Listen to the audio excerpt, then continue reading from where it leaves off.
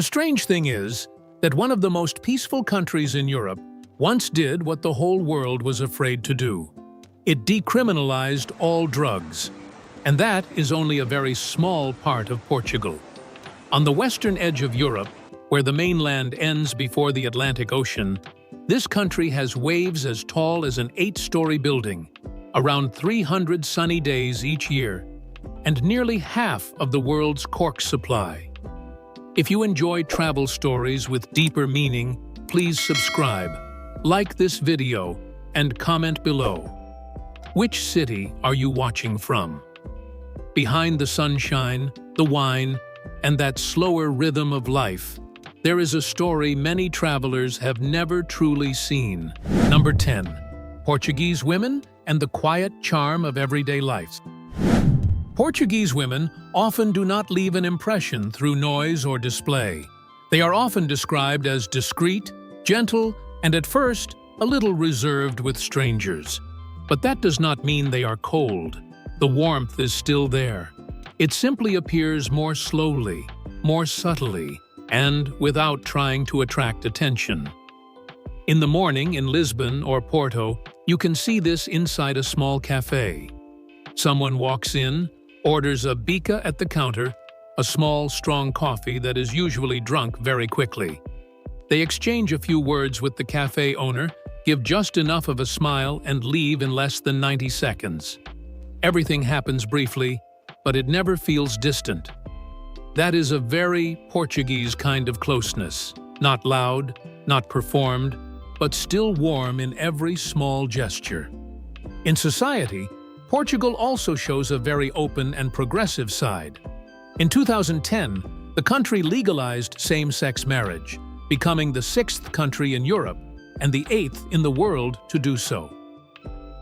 Women's rights are also taken seriously. The share of Portuguese women participating in the labor market is higher than the European average, and most of them work full-time. The part-time work rate among women here is among the lowest on the continent. Between the ages of 20 and 64, around 72% of women are employed. Portuguese people can sometimes make visitors feel that they are a little closed off at first. They do not rush into closeness, and they do not easily reveal too much during a first meeting. But with enough time, that distance can change. Someone who seemed cold just moments earlier may invite you to sit at the table an hour later, pour you a glass of wine, and ask where you are from. Here, hospitality is not like a performance made for tourists. People observe first, keep some distance first. But once they open their hearts, they are sincere, generous, and completely natural in that way of life. Number 9. Lisbon, where time moves through ancient streets. Lisbon is the only capital in Europe located right beside the Atlantic Ocean. The city is built on 7 hills, overlooking the mouth of the Tagus River, where the water opens out before joining the vast sea. It is also one of the oldest cities in Western Europe, even older than Rome. The Phoenicians settled here around 3,000 years ago, followed later by the Romans and the Visigoths. In Lisbon, you only need to walk for 10 minutes to feel as if you have passed through several centuries. The familiar sound of the city is the clattering of tram 28. These yellow trams have been running since the early 20th century, climbing steep streets that modern buses struggle to pass through, then crossing Graça, Alfama, and Baixa. Locals often advise you to ride early in the morning or late in the day, when the tram has not yet been filled with tourists and cameras. Life in Lisbon moves quite gently. Mornings often begin with a quick coffee at the counter and a small pastry. Dinner comes late. Conversations last longer. People walk along the riverside for no special reason, except that the river is still there, glowing under the sunlight. In recent years, Lisbon has attracted many new residents from France, Germany, Italy, and many other parts of Europe. They come for the light, the climate, and the slower rhythm of life. The city center has around 500,000 people, while the wider metropolitan area has nearly 3 million. On the walls, you will see azulejos, blue and white hand-painted ceramic tiles covering homes, churches, and train stations. They make Lisbon feel like an open-air gallery. From the Miradouros, the city's viewpoints, all of Lisbon appears with terracotta rooftops, narrow streets, and the sparkling Tagus River in the distance. The heart of Lisbon is Alfama, the oldest district, where narrow alleys and blue and white walls still hold a very real feeling. From this place, a kind of music was born, deep enough to touch the soul of Portugal. Number 8. From ancient Porto to the giant waves of Nazaré. About 2 hours by car along the coast from Lisbon, Porto appears with a completely different mood. If Lisbon feels bright and turned toward the sea, Porto feels deeper, older, as if preserved in the color of granite stone and the mist of the Douro River. On both steep riverbanks are iron bridges, layered old neighborhoods, and wine cellars where port wine has been aged for many centuries. Behind the city, the Douro Valley stretches out with ancient terraced vineyards, recognized as a World Heritage Site. But once you leave those hillsides, Portugal changes its voice very quickly. The Atlantic coast here is not gentle at all. In Nazaré, off Praia do Norte, giant waves rise like walls of water. This is where people have ridden some of the biggest waves on Earth. The current record is 86 feet, almost the height of an 8- or 9-story building. In 2024, that same surfer also rode a wave nearly 29 meters high, which is still waiting for official recognition. The reason lies beneath the water. Under Nazaré is an ocean canyon 5 kilometers deep, shaped like a natural funnel. It gathers energy from the Atlantic Ocean and pushes it straight toward the shore, making the sea rise into enormous walls. The ocean does the hardest part. The surfer only appears at the right moment to face it. Back in Porto, inside the wine cellars along the Douro River, the city's most famous drink matures slowly. Port wine rests there for many years, sometimes for many decades. The longer it waits, the sweeter, deeper, and more valuable it becomes. The Douro River does not hurry, and neither does the wine. Farther south, the Algarve opens with honey gold cliffs, sea caves reached by boat, and small sandy beaches hidden between stone walls. Europeans come here to trade their gray, cold winters for sunshine and the sea. Far offshore, Madeira is lush and green, rising almost vertically from the ocean, with mild weather all year round. This is where Cristiano Ronaldo was born. Farther away are the Azores, with blue lakes, hot springs, and whales offshore. Before we continue, if you are finding this story interesting, please subscribe and join us on this journey. Every subscription is a very simple way to help this channel keep making more high-quality videos. Thank you so much. Now, let's return to the journey. Number 7. Portugal and the Call of Atlantic Sunshine. Portugal lies on the far western edge of the European continent, like the last piece of land before the Atlantic Ocean opens endlessly ahead. Standing at Cabo da Roca, on a cliff about 460 feet above sea level, there is almost nothing in front of you except the ocean. For many centuries, this position at the edge of the world shaped the way Portugal looked outward, and in some way, it is still doing that today. That location also gives the country a very special amount of sunshine. The Algarve region in the south has around 300 sunny days each year, with nearly 3,000 hours of sunlight, making it one of the brightest regions in Europe. Even Lisbon receives around 2,800 hours of sunshine each year, while London gets just under 1,500 hours. That is a huge difference between two cities only a short flight apart. When the sky is often wide open, daily life naturally moves outdoors. People eat dinner later, terraces stay full until night, and the rhythm of life seems less hurried. Portugal is not a large country, with an area of only about 92,000 square kilometers, but inside it are many different worlds. There are surfing beaches along the Atlantic, terraced vineyards beside the Douro River, the hot and quiet plains of Alentejo, and two volcanic island groups far offshore, Madeira and the Azores. In the middle of the Atlantic, Madeira keeps mild weather almost all year round, lush and green, rising from the sea like a living wall. The Azores feel even more unusual, with 9 islands sitting along a volcanic line, where you can soak in warm springs in the morning, then watch whales offshore in the afternoon.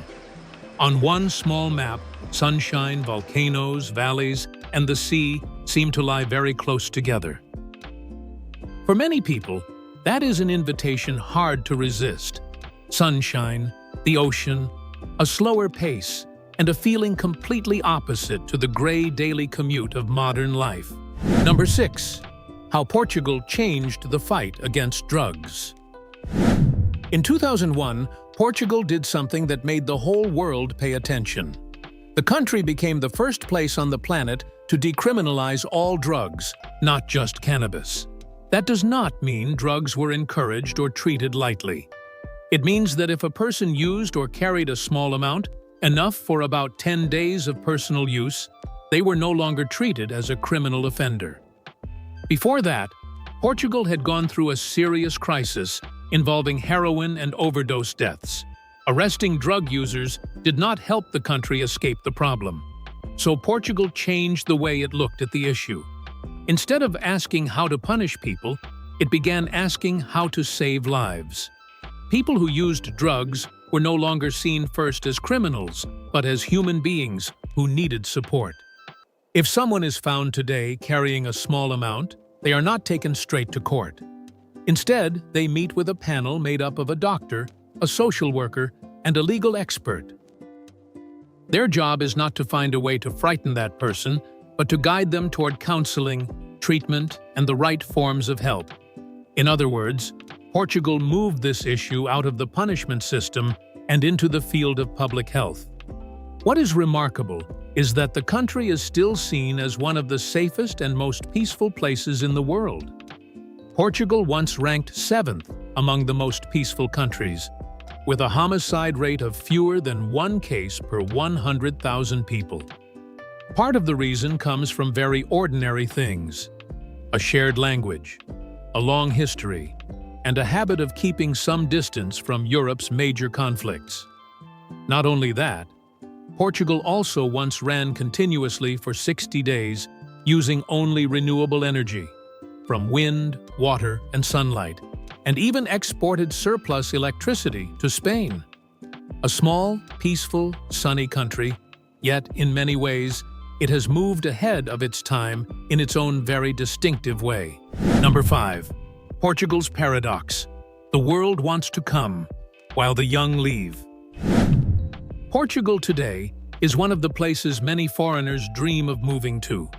They see sunshine, the sea, old streets, outdoor cafes, and a rhythm of life that seems much lighter than in many other parts of Europe.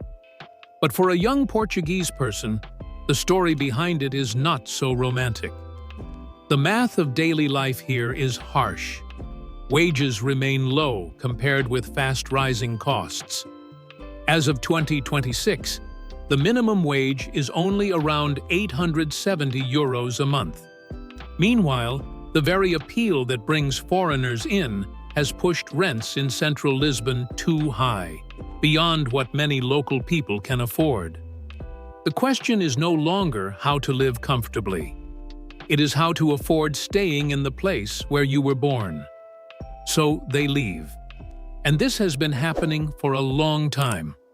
From 1957 to 1974, more than 1.5 million Portuguese people emigrated. Many left home to avoid the colonial wars, then sent money back to build houses they eventually never returned to live in. In rural areas, the traces of those departures are still clear. In the north, more than one-third of the population is over 65, one of the highest aging rates in the European Union. Meanwhile, young people make up less than 1/8 of the population. Many villages still have houses, narrow roads, and a small cafe in the center. But the doors no longer open as often as they once did. Step inside, and you may see a few older people sitting in their familiar cafe, and an old man who has watched the young leave one by one. In a very real sense, they are the last guardians of this place. A village does not need a funeral to disappear. It only needs the voices of the young to slowly fade away. The paradox is that tourism, the engine pulling Portugal forward and making up nearly 12% of the economy, is also making it harder for local people to stay. The world is falling in love with Portugal, while the children of this country are quietly leaving. Number 4. Festival season and folk stories in Portugal. Every June, Lisbon enters the season of the Santo Antonio Festival, honoring the city's patron saint. The old neighborhoods are covered with colorful flags, grills appear on the sidewalks, and the smell of sardines cooked over charcoal almost becomes the signature scent of Lisbon's summer. People eat, drink, dance, and squeeze through the narrow alleys until late at night. In Porto, the night of June 23rd brings São João, one of the liveliest street festivals in Europe. More than 1 million people pour into the streets, move down to the banks of the Douro River, and fill even the area across the water. What surprises visitors is the way people greet each other. They use soft plastic hammers to gently tap strangers on the head. These hammers cost only about 1 or 2 euros, and they appear almost everywhere during the festival night. That strange tradition is believed to be a leftover from old courtship rituals, later blending with grilled sardines, bonfires, paper sky lanterns, and fireworks at midnight. Farther north, the village of Potence keeps an even older tradition alive. In the middle of winter, the carretos appear. They are young men dressed in bright red fringed costumes, wearing masks made of brass or leather, running in groups through the streets, shaking cowbells, chasing and teasing the villagers. The scene feels as if it has stepped out of an ancient world, because this ritual has roots in pre-Christian times. For 2 days, a quiet farming village turns into something like a scene from an old dream. And the rooster, known as Galo de Barcelos, seen on many souvenir shelves, comes from the legend of a man who was sentenced to death, then saved when a roasted rooster suddenly stood up and crowed to prove his innocence. At the dining table, Portuguese people also have an unspoken rule. Asking for extra salt or pepper can be seen as impolite, as if you are saying the cook did not season the dish well enough. Because of that, in many places, those things are not even placed on the table in advance. Number 3. Portuguese cuisine and the values preserved through time. Portuguese cuisine begins with the sea and the land. It does not try to appear overly elaborate, but it stays in memory for a very long time. There is bacalhau, the salted cod tied to centuries of Portuguese sailors setting out across the ocean. People often joke that here, there are enough bacalhau recipes for every day of the year. There are sardines lifted straight from the summer grill, carrying the smell of charcoal and the sea. And there is pastel de nata, the small egg tart with a caramelized top, most famous in Lisbon's Belém district, where an old monastery recipe has been preserved through many generations. At the table, wine appears naturally beside olive oil, bread, and dishes brought in from the sea that morning. But in Portugal, what matters is not only the food. It is also the long weekend lunch. Relatives sitting together for hours, children running between the chairs, and conversations that continue even after the plates are almost empty. The dining table becomes a thread connecting a family, and sometimes even an entire street.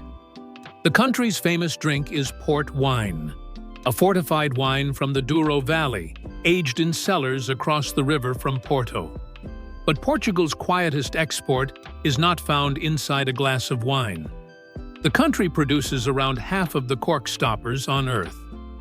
About 1/3 of the world's cork oak forests are found here, across the Montado landscape of around 700,000 hectares, one of the richest ecosystems in Europe. The cork oak is Portugal's national tree and is protected by law. What makes it special is that its bark is stripped by hand about once every 9 years, without cutting the tree down. A single tree can live for up to 200 years, continuing to give its bark across many generations. There is something very Portuguese in that image, patient, slow, and made to last longer than one human life. Number 2. Portugal's footprint across 5 continents. With a population of only around 10 million people, Portugal left a mark far larger than its size. In the 15th and 16th centuries, ships from this small country left the Atlantic shore and sailed beyond the limits Europe had known at that time. In 1498, Vasco da Gama became the first person to sail directly from Europe to India, opening a route that changed world trade. Before that, in 1494, the Treaty of Tordesillas divided much of the New World between Portugal and Spain with a line drawn on a map. From those voyages, Portugal built one of the first global empires, spread across more than 50 territories on 5 continents. Its last overseas colony was Macau, which was not handed back to China until 1999. That footprint still echoes through language. Portuguese today is the official language of 9 countries, spoken by more than 260 million people across 4 continents. Brazil alone has more than 200 million Portuguese speakers. A country smaller than many American states left its voice across a large part of the planet. Even in Europe, Portugal holds some remarkable records. The alliance between Portugal and England, confirmed by the Treaty of Windsor in 1386, is considered the oldest alliance in the world that is still in force. Portugal is also one of the oldest countries in Europe, with borders that have remained almost unchanged since the 12th century. In Lisbon's Chiado district, Livraria Bertrand has been open since 1732 and is recognized as the oldest bookstore still operating in the world. But this history is not only about glory. In 1755, a massive earthquake, followed by a tsunami and fires, destroyed much of Lisbon in a single morning. The city you see today was rebuilt from that disaster, straighter, more orderly, and standing as proof that Portugal has learned many times how to rise again and begin once more. Number 1. From Ronaldo to Portugal's great legacies. With a population of only around 10 million people, Portugal has an enormous influence in soccer. At the center of that is Cristiano Ronaldo, born on the island of Madeira, perhaps the most famous living Portuguese person in the world. But soccer here does not revolve around just one star. Benfica, Porto, and Sporting are not simply clubs. They are part of the identity of the cities they represent. For a small country, soccer is a powerful way for Portugal to be remembered by the world. If you visit this place, the list of things worth seeing is much longer than the size of the map suggests. There is Cabo da Roca, where the European continent ends before the Atlantic Ocean. There are the Belém Tower and the Jerónimos Monastery in Lisbon, monuments tied to the country's glorious age of maritime exploration. Near the capital is Sintra, hidden among green forests and mist, with palaces that feel as if they came from a fairy tale. The most striking is Pena Palace, glowing in shades of red and yellow. There is also the Vasco da Gama Bridge across the Tagus River, about 17 kilometers long, or more than 10 miles, and considered the longest bridge in Western Europe. There is Tram 28, the Douro Valley with its terraced vineyards, the cliffs of the Algarve, and Fatima, one of the largest Catholic pilgrimage sites in the world, connected to the events of 1917. One useful tip is to ride the famous tram early in the morning or late in the afternoon, not at midday when it is too crowded with tourists. For winter sunshine, go to the Algarve. Lisbon is more expensive than the inland regions, and local people will appreciate it if you respect their rhythm of life, instead of treating their homeland like an amusement park. The greatest reward is not only the beautiful scenery, but the chance to see a country living in a way that still feels true to itself. The remaining question is what Portugal will choose to become. Not only how many tourists arrive or how many bottles of wine are sold, but whether this place can continue to grow while still protecting its quiet villages, its slow mornings, and the music woven from longing. Portugal leaves behind a feeling that is very hard to name. This is a place of sunshine, the sea, wine, old streets, and a slower rhythm of life that makes many people dream of staying. But the closer you look, the more you realize that behind that peaceful appearance are stories that are not simple at all. Young people leaving their hometowns, villages slowly losing the sound of familiar voices, and a country trying to protect its identity as the whole world begins to notice it. Perhaps that is why fado music fits Portugal so deeply. It is not only sad, it feels like the memory of a people who once traveled very far, then turned back to look toward the sea. If this video has given you a new perspective, please like, subscribe to the channel, and comment below. Would you want to live in a slow, sunny country, but one also filled with so many quiet emotions like Portugal?